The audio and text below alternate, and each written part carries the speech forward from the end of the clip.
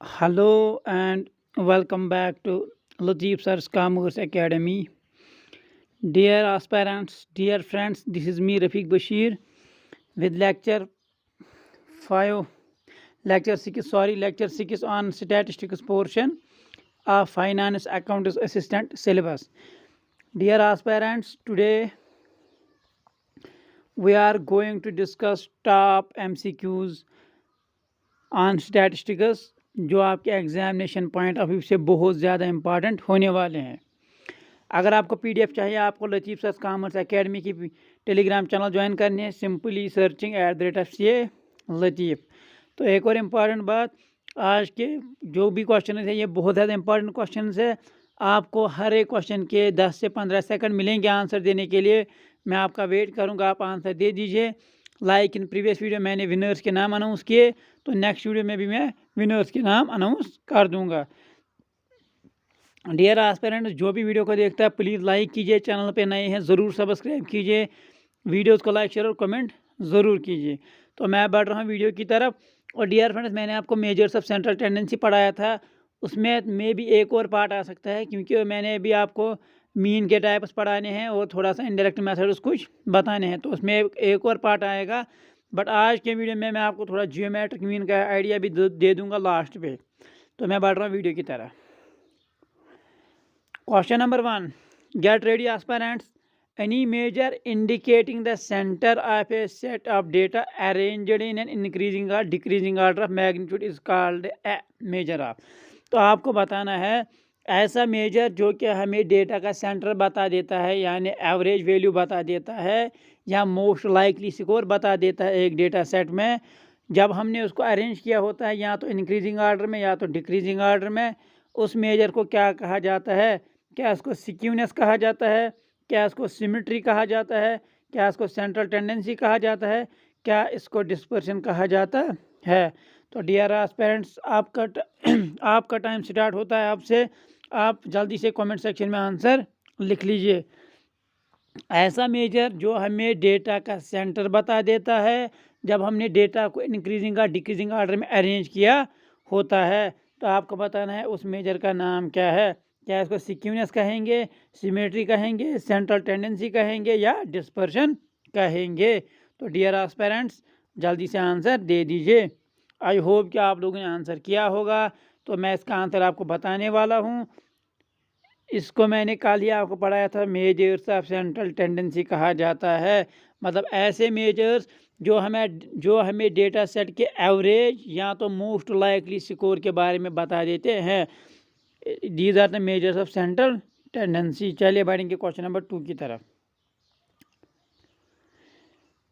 The measure of central tendency listed below is, एक second मैं इसको थोड़ा हटा दूंगा। The measure of central tendency listed below is, आपको बताना है इन 4 ऑप्शन में से मेजर ऑफ सेंट्रल टेंडेंसी कौन सा है। क्या रॉ स्कोर है, मीन है, रेंज है, स्टैंडर्ड डिविएशन है? डियर एस्पिरेंट्स, आप जल्दी से कमेंट सेक्शन में आंसर लिख लीजिए। ट्रिकी क्वेश्चन होता है ये, इंसान जल्दबाजी में गलत कर देगा। एग्जामिनर ऐसे ही क्वेश्चन पूछता है, वो आपको उतना टफ नहीं पूछेगा क्योंकि उसको पता है सवाल ईजी हो तभी एस्पिरेंट्स गलत करेंगे, बिकॉज ऑफ ओवर एक्साइटेशन जो आपके पास आ जाती है। तो आप मुझे बता दीजिए मेजर ऑफ सेंट्रल टेंडेंसी नीचे दिए ऑप्शन में कौन सा है। क्या रॉ स्कोर है, क्या मीन है, रेंज है, स्टैंडर्ड डिविएशन है? इसका आंसर मैं नहीं बताऊंगा क्योंकि ये अच्छा क्वेश्चन है, ट्रिकी क्वेश्चन है। तो आप सोच समझ के आंसर दे दीजिए। और मैं आगे बढ़ रहा हूँ क्वेश्चन नंबर 3 पे। The total of all observations divided by number of observation. अगर हम टोटल ऑब्जर्वेशंस को सम करेंगे, नीचे करेंगे उनको, यहाँ पे मैं एक्सएल लिखूंगा, नीचे मैं करूँगा नंबर ऑफ ऑब्जर्वेशन से डिवाइड। ये कौन सा ये क्या हो जाता है? क्या ये अर्थमेटिक मीन कहलाएगा, मीडियन कहलाएगा, हार्मोनिक मीन कहलाएगा या जियोमेट्रिक मीन कहलाएगा? तो डियर एस्पिरेंट्स, अगर आपने कल वाला वीडियो देखा होगा मेजर्स ऑफ सेंट्रल टेंडेंसी पे, मैंने पहले ही बोला था आपको कि मीन, पहले मैंने आपको पढ़ाया था, मैंने बोला था ये number of sum of observation होता है divided by total number of observation. तो आप इसका आंसर आप कमेंट सेक्शन में लिख सकते हैं। आज मैं आपको जियोमेट्रिक मीन और हार्मोनिक मीन भी पढ़ाऊंगा, तो आप वीडियो के साथ ज़रूर बने रहें। चलिए हम बढ़ेंगे आगे। मैंने आपको पढ़ाया था डियर फ्रेंड्स अर्थमेटिक मीन किससे इफेक्ट होता है। मैंने आपको बताया था अर्थमेटिक मीन अगर डेटा की ऑब्जर्वेशंस को हम चेंज करेंगे, डेटा के मतलब वैल्यूज़ को चेंज करेंगे तो मीन इफेक्ट हो जाता है। अब आपको बताना है अर्थमेटिक मीन किससे इफेक्ट होता है। हाईली इफेक्टेड, क्या मॉडरेट वैल्यू से होगा, एक्सट्रीम स्मॉल वैल्यू से होगा, ऑड वैल्यू से होगा या एक्सट्रीम लार्ज वैल्यू से होगा। सोच समझ के आंसर दे दीजिए एस्पिरेंट्स। मैंने आपको इतना तो बताया कि मीन इफेक्ट होता है when we change the values of data set. आपको बताना है आप किससे ज़्यादा चेंज होगा, क्या छोटे वैल्यू से होगा, क्या एक्सट्रीमली स्मॉल वैल्यू से होगा, क्या मीडियम वैल्यू से होगा, ऑड वैल्यू से होगा या एक्सट्रीमली लार्ज वैल्यू से होगा। तो डियर एस्पिरेंट आप सोच समझ के जवाब दे दीजिए। आपके लिए एक कंसेप्चुअल टाइप क्वेश्चन है। आई होप कि आप इसका आंसर दे सकते हैं और आप दोगे भी कमेंट सेक्शन में। चलिए हम बढ़ रहे हैं आगे। एक सेकंड, ये थोड़ा ऊपर गया। The mid point of the values after they have been ordered from smallest to the largest और largest to the smallest is called. तो आपको बताना है जब हमने हमारे पास एक डेटा सेट होता है, हमने उसको अरेंज किया इन इंक्रीजिंग ऑर्डर और डिक्रीजिंग ऑर्डर, उसका मिडल वैल्यू क्या कहलाता है। उस डेटा सेट को ऑर्डरिंग के बाद मिडल वैल्यू क्या कहलाएगा। क्या उसको हम मीन बोलेंगे, मीडियन बोलेंगे, लोअर क्वार्टाइल बोलेंगे, अपर क्वार्टाइल बोलेंगे। डियर पेरेंट्स आप जल्दी से इसका आंसर दे दीजिए। आपको बताना है ऐसा मेजर ऑफ सेंट्रल टेंडेंसी जो मिडल में आ जाता है डेटा सेट के, जब हमने डेटा को इंक्रीजिंग और डिक्रीजिंग ऑर्डर में अरेंज किया होता है। तो आप इसका आंसर लिख सकते हैं कमेंट सेक्शन में, मैं देख रहा हूँ। अगर नहीं आया तो मैं एज पिनड कमेंट सारे क्वेश्चन के आंसर वहाँ पे लिख दूंगा। The suitable average for qualitative data, मैंने आपको कल बोला था क्वालिटेटिव डेटा के लिए हम कौन सा ये major of central tendency use करते हैं। आपको बताना है कौन सा इनमें से होगा। क्या मीन यूज़ करते हैं, मीडियन यूज़ करते हैं, मोड यूज़ करते हैं, जियोमेट्रिक मीन यूज़ करते हैं या बोथ बी एंड सी। तो ये एक ट्रिकी क्वेश्चन है डियर एस्पिरेंट्स। मैं आपको ये भी बताता चलूँ कि हम मीन को कभी क्वालिटेटिव डेटा के लिए यूज़ नहीं करते हैं, मीडियन को किया जाता है, मोड को किया जाता है। तो आपको बताना है हम क्वालिटेटिव डेटा के लिए suitable major of central tendency कौन सा इनमें से होगा। सूटेबल डियर एस्पिरेंट्स मैंने बोला मोड भी लगता है, मीडियन भी लगता है, बट जो मोस्ट सूटेबल मेजर होगा डियर एस्पिरेंट्स, इसमें कन्फ्यूज होंगे बच्चे, या तो वो मीडियन लिखेंगे या मोड लिखेंगे या बोथ बी एंड सी लिखेंगे। तो ये आपके लिए ट्रिकी क्वेश्चन डियर फ्रेंड। अगर आपको सूटेबल एवरेज मेजर चाहिए तो हमें मीडियन की तरफ जाना चाहिए। तो मीडियन को हम सूटेबल एवरेज लेते हैं फॉर क्वालिटेटिव डेटा। इवन मैंने आपको बोला कि मोड को भी लेते हैं। तो अगर आपको आंसर लिखना है आप ये भी लिख सकते हैं या मीडियन या मोड लिख सकते हैं। इसलिए मैंने यहाँ पे आपको समझाने के लिए दोनों ऑप्शन भी रखी है। तो यहाँ पे मीडियन और मोड दोनों लगते हैं, but suitable measure dear aspirants mostly median हम इस्तेमाल करते हैं। तो आई होप कि इसका आंसर भी अब आपको आ गया होगा। द मोड और model value of the distribution is that value of variate for each frequency. आपको बताना है डेटा सेट में जिस वैल्यू की ये फ्रीक्वेंसी क्या होनी, मोड क्या होता है डेटा सेट में, मोड क्या होता है, क्या उस वैल्यू का फ्रीक्वेंसी कम होता है डेटा सेट में, ज़्यादा होता है, ऑड नंबर होता है, इवन नंबर होता है। इंपॉर्टेंट क्वेश्चन है, मैंने आपको बोला एग्जाम में ट्रिकी क्वेश्चन पूछता है, एस्पिरेंट्स गलत करके आएंगे। तो ये मेरा मतलब मैं बताता हूँ एस्पिरेंट्स गलत करके आते हैं। मैं आपको एक सिंपल एग्जाम्पल देता हूँ। पंचायत अकाउंट स्टेट में पूछा गया था फुल फॉर्म ऑफ WWW। अगर आप मतलब LKG या UKG बच्चे को पूछेंगे वो भी बोलेगा वर्ल्ड वाइड वेब। ये सबको आता है। एग्जामिनर ने हमारे एग्जाम में पूछा मगर ऑप्शन उसको थोड़ा चेंज कर दिया, तो लड़कों ने एक्साइटेशन में आके गलत आंसर कर दिया। तो ये 95% से ज़्यादा बच्चों को गलत हुआ ये क्वेश्चन। ऐसे इजी क्वेश्चन आ जाते हैं ना, आप गलत करते हैं। पहले ऑप्शन उसको देखा करो फिर समझा करो। 1 मिनट बहुत होता है एग्जामिनेशन में एक क्वेश्चन के लिए, वो भी जब आपका ऑब्जेक्टिव एग्जामिनेशन है, जब आपको न्यूमेरिकल नहीं है। तो आपको बताना है अगर हम मॉडल वैल्यू या मोड कैलकुलेट करते हैं उसकी फ्रीक्वेंसी क्या होती है डेटा सेट में, क्या है मिनिमम होगी, मैक्सिमम होगी, ऑड नंबर होगी या इवन नंबर होगी। अगर आपने मेरा वीडियो कल देखा होगा तो आपको ज़रूर आएगा और उस पर पार्ट 2 भी आने वाला है। चलिए इसका आप आंसर कमेंट सेक्शन में लिख लीजिए। तो इसका मैं आंसर बता ही दूंगा। अब इसका तो मैक्सिमम होगा क्योंकि उसका मैंने आपको बोला था अगर 2 4 बार रिपीट होता है तो मोड यही आ जाएगा। जो नंबर यानी जो वैल्यू सबसे ज़्यादा बार एक डेटा सेट में आता है वो उसका मोड हो जाता है। इसका मतलब उसकी फ्रीक्वेंसी ज़्यादा होती है। Which of the following averages can not be calculated for the observation of. आपको बताना है इसके लिए हम कौन सा एवरेज कैलकुलेट नहीं कर सकते हैं? Dear aspirant, it is 2 2 4 4 6 6 8 8 10 10। क्या हम इसके लिए मीन को कैलकुलेट नहीं कर सकते हैं, मीडियन को कैलकुलेट नहीं कर सकते हैं, मोड को कैलकुलेट नहीं कर सकते हैं, किसी को भी कैलकुलेट नहीं कर सकते? आपको बताना है इस डेटा सेट पे हम कौन सा मेजर ऑफ सेंट्रल टेंडेंसी इस्तेमाल या यूज़ नहीं कर सकते हैं, कैलकुलेट नहीं कर सकते हैं। तो आप सोच समझ के दे दीजिए। मैंने आपको कल पढ़ाया था, जब मैंने एक ही स्लाइड पे चारों मीडियन, मोड, रेंज और इसको दिखाए थे, मीन को मैंने आपको तब पढ़ाया था, मोड के कुछ स्पेशल केसेस। आप इसको देख के पता कर सकते हैं कि हम कौन सा कैलकुलेट नहीं कर सकते हैं। अगर आपको इसका आंसर आता है तो आपकी सिलेक्शन पक्की मैं समझूंगा, क्योंकि फिर आप सीरियस हो और आपने कंसेप्ट पूरे मतलब समझे है और आपके दिमाग में पूरे बैठ चुके हैं, तो आपको कोई सवाल गलत नहीं होगा। ये इंपॉर्टेंट क्वेश्चन है, इसको मैं लिखूंगा very very very important question. आपको बताना है इस डेटा सेट पे कौन सा मेजर ऑफ सेंट्रल टेंडेंसी हम यूज़ या कैलकुलेट नहीं कर सकते। आंसर लिख लीजिए इस क्वेश्चन का, देखना कितना क्वेश्चन नंबर है, अकॉर्डिंगली आप आंसर लिख लीजिए। इस सीरीज़ का आपको मोड बताना है, मोड ऑफ द सीरीज 0 0 0 2 2 3 3 8 10। आपको बताना है इसका मोड क्या है, आपको बताना है इस सीरीज़ का मोड क्या है, क्या 0 है, क्या 2 है, 3 है या नो मोड है। आपको बताना है 0 0 0 2 2 3 3 8 और 10, इसका इस सीरीज़ का मोड क्या है।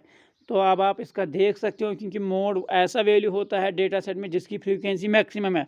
अब आपको देखना है क्या 2 सबसे ज़्यादा बार रिपीट होता है, 0 रिपीट होता है, 3 रिपीट होता है, 8 रिपीट होता है, 10 रिपीट होता है। तो जो सबसे ज़्यादा बार रिपीट होगा वो इसका मोड कहलाएगा। तो अकॉर्डिंगली आपका आंसर आ जाना चाहिए। आपको बताना है क्वेश्चन नंबर 1 और, एट डिस्ट्रीब्यूशन विद 2 मोड्स। अगर किसी डिस्ट्रीब्यूशन के 2 मोड्स है उसको क्या कहेंगे? उसको यूनी मॉडल कहेंगे, बाई मॉडल कहेंगे, मल्टी मॉडल कहेंगे या ट्राई मॉडल कहेंगे? तो आप मुझे बता दीजिए डियर फ्रेंड्स, जिस डेटा सेट का या डिस्ट्रीब्यूशन के 2 मोड्स होंगे हम उसको क्या कहेंगे? क्या उसको यूनी मॉडल कहेंगे, बाई मॉडल कहेंगे, ट्राई मॉडल कहेंगे या मल्टी मॉडल कहेंगे? तो मल्टी मॉडल कहेंगे। आपको सोच समझ के आंसर करना है। The best average in percentage rates and ratios. आपको ये याद रखना है डियर फ्रेंड्स। मैंने आपको बताया कि मैं आपको आज थोड़ा कंसेप्ट दूंगा जियोमेट्रिक और हार्मोनिक मीन का, कल नहीं दिया था। मैंने सोचा आपको पहले कंसेप्ट बिठा देंगे, क्योंकि जियोमेट्रिक मीन थोड़ा ट्रिकी होता है, तो आज मैं थोड़ा उसके बारे में बता दूंगा। आपको बताना है एवरेज, अगर हमारे पास डेटा सेट है वो परसेंटेज रेट्स या रेशोज में है, तो हम कौन सा एवरेज उसके लिए यूज़ करेंगे? क्या हम अर्थमेटिक मीन यूज़ करेंगे, जियोमेट्रिक मीन यूज़ करेंगे, हार्मोनिक मीन यूज़ करेंगे या lower and upper quartiles use करेंगे? डियर एस्पिरेंट जल्दी से आंसर दे दीजिए, तो मैं इसका आंसर बता दूंगा। अगर आपको नहीं आता है तो परसेंटेज और रेशोज के लिए डियर फ्रेंड्स हम हार्मोनिक मीन का यूज़ करते हैं। ये आपको याद रखना है, क्योंकि ऐसे क्वेश्चन आपको आएंगे। हार्मोनिक मीन में इंपॉर्टेंट यही है, हार्मोनिक मीन में यही इंपॉर्टेंट है कि हम इसको परसेंटेज रेट्स रेशोज़ के लिए या परसेंटेज जो भी होगी उस डेटा के लिए हम यूज़ करते हैं। ये आपके लिए एक इम्पॉर्टेंट पॉइंट। मैंने आपको कल पढ़ाया था रेंज ऑफ सैंपल क्या हमें बताता है। मैंने आपको बताया था रेंज ऑफ सैंपल क्या होता है, हाईएस्ट माइनस लोवेस्ट वैल्यू। जब हमने इसको ऑर्डर्ड फॉर्म में लाया होता है, तो आपको बताना है रेंज से हम क्या प्रिडिक्ट करते हैं डेटा सेट के बारे में। रेंज से क्या हम किसी पर्टिकुलर पॉइंट के बारे में वहाँ पे बता देंगे, पर्टिकुलर पॉइंट या पर्टिकुलर वैल्यू जो डेटा सेट में होगा हम उसके बारे में देंगे। क्या हमें पता लगता है ऐसे number of observation bearing the same value. Range से maximum variation in the sample, degree to which mean value differ from its expected value. तो आपको 4 ऑप्शन में देख सोच समझ के डियर एस्पिरेंट्स मैंने आपको बताया था रेंज क्या होता है। जब हमने डेटा को ऑर्डर्ड फॉर्म में लाया होता है, उसके बाद हम क्या करते हैं, हाईएस्ट माइनस लोवेस्ट वैल्यू करते हैं। क्या पता चलता है हमें रेंज से? तो आई होप कि आप लोगों ने आंसर दिया होगा। तो मैं इसका आपको आंसर बताऊंगा। देखिए रेंज क्या होता है, रेंज होता है बड़ा कितना है छोटा कितना है, मतलब highest value minus lowest value. तो ये हमें बता देता है डियर एस्पिरेंट्स। अगर आपने आंसर लिखा होगा तो ठीक बात, अगर नहीं तो आप याद रख लीजिए। इससे हमें पता चलता है maximum variation in the sample, क्योंकि जब हाईएस्ट वैल्यू बहुत एक्सट्रीम होगा, लोवेस्ट वैल्यू बहुत एक्सट्रीम होगा, तो वेरिएशन उतनी ज़्यादा आ जाएगी। तो यहाँ से हमें पता चलता है जो हमारे पास डेटा सेट पड़ा है उसमें वेरिएशन कितनी है। Dear aspirants important question. अब मुझे यहाँ पे कैलकुलेट करके दीजिए what is the median of sample. जो इसको करेगा उसकी सिलेक्शन पक्की, क्योंकि यही क्वेश्चन आएंगे डियर एस्पिरेंट। मैंने आपको बोला एग्जाम में टफ क्वेश्चन नहीं पूछता है, आपको बेसिक्स कंप्लीट होंगे तो आप एग्जाम आराम से क्वालिफाई कर सकते हैं। आप मुझे बता दीजिए मीडियन ऑफ सैंपल, इस सैंपल का मीडियन क्या होगा? क्या 5 होगा, 6 होगा, 8 होगा, 9 होगा? तो पहले आपको देखना पड़ेगा क्या ये इवन एंट्रीज है कि ऑड एंट्रीज है। तो अकॉर्डिंगली आप इस क्वेश्चन को कीजिए, जो इसका आंसर लिखेगा ज़रूर वो क्वालिफाई करेगा एग्जामिनेशन। आपके लिए इजी क्वेश्चन भी है, ट्रिकी क्वेश्चन भी है। तो जिसने कल मेरा वीडियो देखा है वो इसका मीडियन आराम से निकाल सकता है। मीडियन आपको इसका बताना है, मैं देखूंगा कमेंट सेक्शन में। डियर एस्पिरेंट्स, ये थे आज के टॉप 14 MCQs। आज मैं अब आपको बता रहा हूँ जियोमेट्रिक मीन। थोड़ा जियोमेट्रिक मीन के बारे में हम थोड़ा बता देंगे आपको। देखिए जियोमेट्रिक मीन कैसे कैलकुलेट करते हैं। फॉर एग्जांपल हमारे पास 3 ऑब्जर्वेशन है 1 2 8 फॉर एग्जांपल। तो अगर आपको इसका जियोमेट्रिक मीन निकालना है ना, आपको इसको अंडर रूट में लेके 1 × 2 × 8।